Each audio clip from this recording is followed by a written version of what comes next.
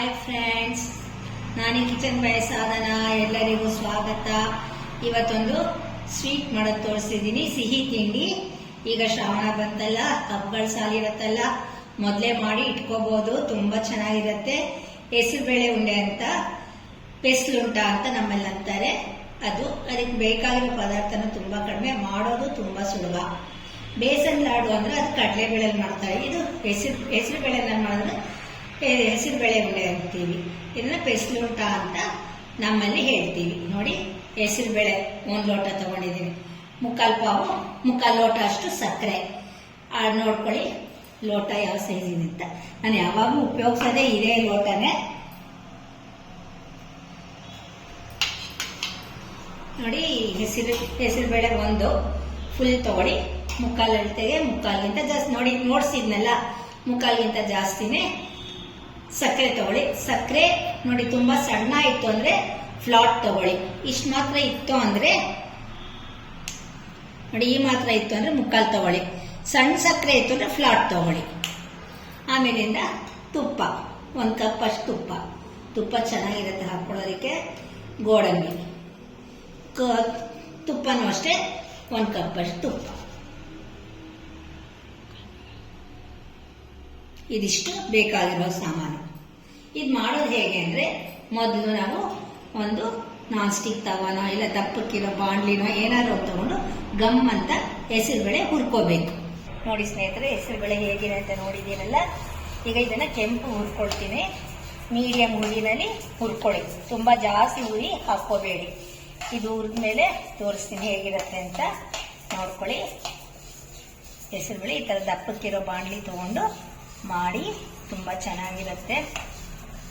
ನೋಡಿ ಸ್ನೇಹಿತರೆ, ಆಗಲೇ ಬಾಂಡ್ಲಿ ಇದ್ದಿದೆ ಹೇಗಿತ್ತು, ಇವಾಗ ಹೇಗಿದೆ ಅಂತ ನೋಡಿ ಬಣ್ಣ. ಈಗ ನಾನು ಉರಿ ಕಡಿಮೆ ಮಾಡ್ಕೊಂಡಿದ್ದೀನಿ. ಈಗ ಇನ್ನೊಂದು 5 ನಿಮಿಷ ಕೈ ಆಡ್ಸೋಣಂತೆ. ನೋಡಿ ಚೆನ್ನಾಗಿ ಕೆಂಪಾಗಿದೆ. ನೋಡಿ, ಈಗ ಸಣ್ಣ ಉರಿನಲ್ಲಿ ಮತ್ತೊಂದು 5 ನಿಮಿಷ ಮಾಡ್ಕೊಂಡಿದ್ದೀನಿ. ಈಗ ನಾವು ಇದಕ್ಕೆ ತುಪ್ಪ ಆಗಲಿ ಎಣ್ಣೆ ಆಗಲಿ ಏನೂ ಹಾಕಿಲ್ಲ, ಡ್ರೈ ಬಾಂಡ್ಲಿನಲ್ಲಿ ಮಾತ್ರನೇ ಈ ತರ ಕೆಂಪು ಹುರ್ಕೊಂಡಿದ್ದೀವಿ. ಯಾಕೆಂದ್ರೆ ಇದನ್ನ ಪೌಡರ್ ಮಾಡ್ಕೋಬೇಕಾದಾಗ ನಿಮ್ಗೆ ಒಂಥರ ಪೌಡರ್ ಚೆನ್ನಾಗಿ ಆಗೋದಿಲ್ಲ. ಈಗ ನಾವಿದು ತಣ್ಣಗಾಗೋದಿಕ್ ಬಿಡೋಣಂತೆ. ನೋಡಿ, ಹೆಸರುಬೇಳೆ ನಾವು ತಣ್ಣಗಾಗೋದಿಕ್ ಬಿಟ್ಟಿದೀವಲ್ಲ, ಅಷ್ಟರೊಳಗೆ ನಾವು ಗೋಡಂಬಿನ ಹುರ್ಕೊಳ್ಳೋಣ. ಮತ್ತೆ ನಿಮ್ಗೆ ಸಕ್ಕರೆ ತೋರಿಸಿದ್ನಲ್ಲ, ಸಕ್ಕರೆನೂ ಪೌಡರ್ ಮಾಡ್ಕೋಬೇಕು. ಈಗ ನಾನು ಗೋಡಂಬಿನ ಹುರ್ಕೊಳ್ಳೋಕ್ಕೆ 1 ಸ್ಪೂನ್ ಅಷ್ಟು ತುಪ್ಪ, ಕಪ್ಪಲ್ಲಿ ತಗೊಂಡಿದ್ನಲ್ಲ ಅದೇ ತುಪ್ಪದಲ್ಲೇ 1 ಸ್ಪೂನ್ ಅಷ್ಟು ತುಪ್ಪ ಹಾಕೊಂಡಿದ್ದೀನಿ. ಆದ್ಮೇಲೆ ನಾವು ಸ್ವಲ್ಪ ಇದು ಗೋಡಂಬಿ ಎಲ್ಲ ಇದಕ್ಕೆ ಹಾಕೊಂಡು ರೋಸ್ಟ್, ತುಂಬಾ ಕಪ್ ಮಾಡಬಾರ್ದು, ಕೆಂಪು ಬಣ್ಣ ಮೇಲೆ ಮಾಡ್ಕೋಬೇಕು, ಚೆನ್ನಾಗಾಗತ್ತೆ. ನೋಡಿ, ಏನೇ ಮಾಡಿ ಸ್ವಲ್ಪ ಬಾಣಲಿ ಬಿಸಿ ಬಂದ್ಮೇಲೆ ಸ್ವಲ್ಪ ಉರಿ ಕಡಿಮೆ ಮಾಡ್ಕೊಳ್ಳಿ. ಈ ಗೋಡಂಬಿ ಇದೆಲ್ಲ ಮಾಡಬೇಕು ಅಂದ್ರೆ ತುಪ್ಪ ಕರಗಿದ್ರೇನೆ ಉರಿ ಕಡಿಮೆ ಮಾಡಿಬಿಡಿ. ಮಾಡಿದ್ಮೇಲೆ ನೀವು ಗೋಡಂಬಿ ಹಾಕ್ಕೊಳ್ಳಿ. ಯಾವಾಗಲೂ ಫ್ಲೇಮ್ ಮೇಲೆ ಸ್ವಲ್ಪ ಗಮನ ಇರಲಿ. ಇದು ಸಿಹಿ ತಿಂಡಿ ಮಾಡಬೇಕಾದಾಗಲ್ಲ ಉರಿ ಮೇಲೆ ಸ್ವಲ್ಪ ಗಮನ ಇರಬೇಕು. ನಾನೀಗ ಹೆಸರುಬೇಳೆನ ಅರ್ಧ ಫ್ಲೇಮಲ್ಲಿ ಹುರ್ಕೊಂಡಿದ್ದೀನಿ ಸ್ಟಾರ್ಟಿಂಗ್, ಆಮೇಲೆ ಫುಲ್ ಸಿಮ್ ಮಾಡಿಬಿಟ್ಟು ಹುರ್ಕೊಂಡಿದ್ದೀನಿ. ಪಕ್ಕದಲ್ಲಿ ತೆಗೆದ ಮೇಲೆ 1-2 ನಿಮಿಷ ಕೈ ಆಡಿಸ್ಬೇಕು. ನೋಡಿ, ಈ ತರ ಗೋಲ್ಡನ್ ರೆಡ್ ಆಗಿ, ಗೋಲ್ಡನ್ ಬ್ರೌನ್ ಆಗಿ ಮಾಡ್ಕೊಳ್ಳಿ, ಸಾಕು. ಈಗ ನಾವು ಸಕ್ಕರೆನ ಪೌಡರ್ ಮಾಡ್ಕೊಳ್ಳೋಣ. ಸಕ್ಕರೆನ ಈ ತರ ನೈಸಾಗಿ ಪೌಡರ್ ಮಾಡ್ಕೋಬೇಕು, ಗೊತ್ತಾಯ್ತಲ್ಲ. ಈಗ ಇದನ್ನ ಒಂದು ತಟ್ಟೆಗೆ ಹಾಕೊಂಡ್ಬಿಡೋಣ. ನೋಡಿ, ಈ ತರ ಒಂದು ತಟ್ಟೆಗೆ ಹಾಕೊಂಡ್ಬಿಟ್ಟು ಈಗ ಹೆಸರುಬೇಳೆ ರನ್ ಮಾಡ್ಕೊಳ್ಳೋಣ. ನಾವು ಹೆಸರುಬೇಳೆನ ಒಂದ್ಸತಿ ನಾನು ರನ್ ಮಾಡ್ಕೊಂಡಿದ್ದೀನಿ. ಜರಡಿ ಇಟ್ಟಿರೋದು ನೈಸ್ ಪೌಡರ್ ಇಲ್ಲಿದೆ, ಇದು ಸ್ವಲ್ಪ ತೆರಿ ಇದೆ. ಇದು ಇನ್ನೊಂದು ಸತಿ ರನ್ ಮಾಡ್ಕೊಳ್ಳೋಣ. ನೋಡಿ, 2 ಸತಿ ನಾನು ಹೆಸರುಬೇಳೆನ ರನ್ ಮಾಡ್ಕೊಂಡು ಈ ತರ ನೈಸ್ ಪೌಡರ್ ತಗೊಂಡಿದ್ದೀನಿ. 3ನೇ ಸತಿ ಈ ತರ ಆಗಿದೆ. ಅದು ಮೊತ್ತ ಹಾಕಿ ಮಿಕ್ಸ್ ಮಾಡ್ಕೊಂಡ್ಬಿಡೋಣ. ನೋಡಿ, ಈಗ ಹೆಸರುಬೇಳೆ ಪೌಡರ್ ಮಾಡ್ಕೊಂಡೆಲ್ಲ ಆ ಲೋಟ ಬೇಳೆ ತೋರಿಸಿದ್ಮೇಲೆ ಇಷ್ಟು ಹಿಟ್ಟಾಗಿದೆ. ಇದಕ್ಕೆ ನಾವು ಈ ಸಕ್ಕರೆ ಪುಡಿನೂ ಹಾಕಿ ಮಿಕ್ಸ್ ಮಾಡ್ಕೊಂಡ್ಬಿಡೋಣ. ಈ ಥರ ಎಲ್ಲ ಹಾಕ್ಬಿಟ್ಟು ಸಕ್ಕರೆ ಪುಡಿ, ಹೆಸರುಬೇಳೆ ಹುರ್ಕೊಂಡಿದ್ವಲ್ಲ ಅದು ಪೌಡರು ಎಲ್ಲ ಹಾಕ್ಕೊಂಡು ಮಿಕ್ಸ್ ಮಾಡಬೇಕು. ಈ ಥರ ಮಿಕ್ಸ್ ಮಾಡ್ಕೋಬೇಕು. ನೋಡಿ, ಹೆಸರುಬೇಳೆ ಸಕ್ಕರೆ ಪುಡಿ ಮಾಡ್ಕೊಂಡಿದ್ದೀನಿ. 2 ಉಂಡೆಗಳಿಲ್ದಿರೋ ಥರ ಚೆನ್ನಾಗಿ ಮಿಕ್ಸ್ ಮಾಡ್ಕೋಬೇಕು. ಪೌಡರ್ ಸಖತ್ತಾಗಿದೆ, ಚೆನ್ನಾಗಿದೆ.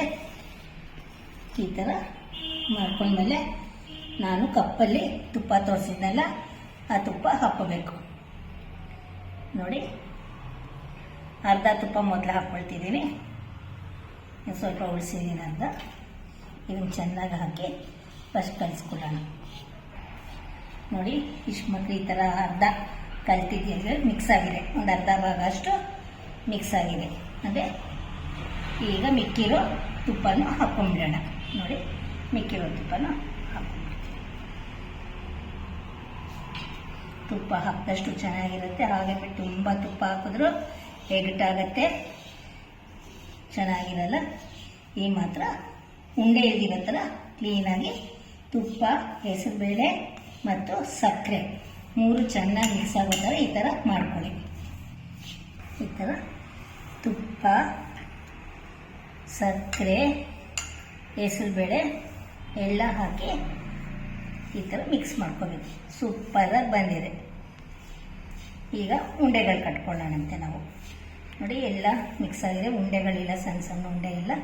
ಸಕ್ಕರೆ, ತುಪ್ಪ, ಹೆಸರುಬೇಳೆ ಎಲ್ಲ ಮಿಕ್ಸ್ ಆಗಿದೆ. ಈಗ ನಾವು ನಮ್ಗೆ ಯಾವ ಸೈಜ್ ಬೇಕೋ ಆ ಸೈಜು ಉಂಡೆ ಕಟ್ತಾ ಕಟ್ತಾ ಒಂದೊಂದೇ ಆಗಲೇ ಹುರಿದಿದ್ನೆಲ್ಲ ಗೋಡಂಬಿ ಸೇರಿಸ್ಕೊಳ್ಳೋಣಂತೆ ನೋಡಿ. ಸ್ನೇಹಿತರೆ, ಈ ಥರ ಮಾಡ್ಕೊಂಡಿರ್ತೀವಲ್ಲ, ಗೋಡಂಬಿ ಈ ಥರ ಹುರ್ಕೊಂಡಿರ್ತೀವಲ್ಲ, ಇದಕ್ಕೆ ಇಟ್ಕೊಂಡು ನಾವು ಗೋಡಂಬಿ ತುಪ್ಪದಲ್ಲಿ ಬಿಸಿ ಮಾಡ್ಕೊಂಡಿರ್ತೀವಿ, ಅದು ತುಪ್ಪ ಇರುತ್ತಲ್ಲ, ಒಂದು ಬೆರಳಿಗೆ ಸ್ವಲ್ಪ ಅನ್ಕೊಂಡು ನಮ್ಗೆ ಎಷ್ಟು ಸೈಜ್ ಬೇಕೋ ಆ ಸೈಜ್ಗೆ ನಾವು ಉಂಡೆಗಳನ್ನ ಮಾಡ್ಕೋಬೇಕು. ಈ ಥರ ಫಸ್ಟ್ ಗಟ್ಟಿ ಥರ ಬರೋ ಥರ 2 ಸತಿ ಚೆನ್ನಾಗಿ ಪ್ರೆಸ್ ಮಾಡಿಕೊಂಡು ಆಮೇಲೆ ಇದನ್ನು ಬಾಲ್ ಮಾಡಿ, ನೈಸಾಗಿ ಬಾಲ್ ಮಾಡಿ.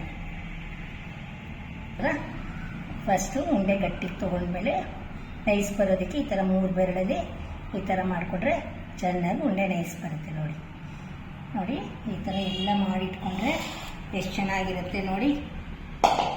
ಬಂದವ್ರಿಗೂ ಕೊಡ್ಬೋದು, ನಾವು ಇಟ್ಕೋಬೋದು. ಇದೆಲ್ಲ ಏನು ಫ್ರಿಜ್ಜಲ್ಲಿ ಇಡೋ ಕೆಲಸ ಇಲ್ಲ. ಒಂದು 3-4 ದಿವಸ ಆದ್ರೂ ಮೇಲೆ ಚೆನ್ನಾಗಿರುತ್ತೆ, ಫ್ರಿಜ್ಜಲ್ಲಿ ಇಡೋ ಕೆಲಸ ಇಲ್ಲ ನೋಡಿ. ಎಷ್ಟು ಚೆನ್ನಾಗಿದೆ, ಮಾಡೋದು ಸುಲಭನೇ. ಆದರೆ ಯಾವುದೇನೂ ಹೆಸರುಬೇಳೆನು ಕಡಿಮೆ ಇಲ್ಲ, ತುಪ್ಪ ಕಡಿಮೆ ಇಲ್ಲ, ಸಕ್ಕರೆನೂ ಬೆಲೆ, ಗೋಡಂಬಿನೂ ಬೆಲೆ. ಆದರೆ ಮನೇಲಿ ಮಾಡಿರೋದು ತುಂಬ ಟೇಸ್ಟ್ ಆಗಿರುತ್ತೆ. ಎಷ್ಟಾದರೂ ಹೊರಗಡೆಗಿಂತ ಮನೆಯಲ್ಲಿ ಮಾಡಿದ್ರೆ ನಮ್ಗೆ ಕಡಿಮೆ ಬೀಳುತ್ತೆ, ತುಂಬ ಚೆನ್ನಾಗಿರುತ್ತೆ, ಗಮ್ಮತ್ತ ಇರುತ್ತೆ. ಅದು ಇದರಲ್ಲೆಲ್ಲ ಏನು ಅಂದರೆ ಹೆಸರುಬೇಳೆ ಚೆನ್ನಾಗಿ ಒಂದೇ ಸೊಂಬಾಗಿ ಹುರ್ಕೋಬೇಕು. ಆಮೇಲಿಂದ ನಾವು ಉಂಡೆಗಳನ್ನ ಕ್ಲೀನಾಗಿ ಕಟ್ಟಿ ಇಟ್ಟರೆ ಚೆನ್ನಾಗಿರುತ್ತೆ. 4 ದಿವಸ ಆದರೂ ಮೇಲೆ ಇಡ್ಬೋದು, ಫ್ರಿಜ್ಜಲ್ಲಿ ಇಡೋಕೆ ಅವಶ್ಯಕತೆ ಇಲ್ಲ.